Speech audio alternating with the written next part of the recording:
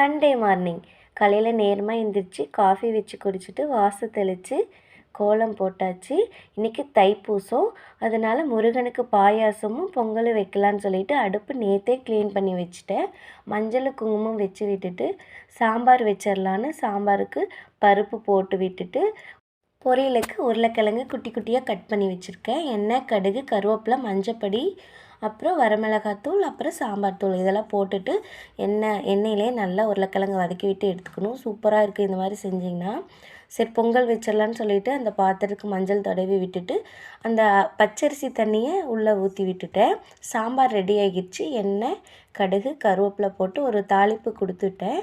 அதுக்கப்புறம் பாயாசம் வச்சிடலான்னு சொல்லிட்டு நெய் கொஞ்சமாக விட்டு முந்திரி திராட்சையை வதக்கி எடுத்துட்டு அதுலேயே சேமியாவையும் நல்லா வதக்கி எடுத்துட்டேன்.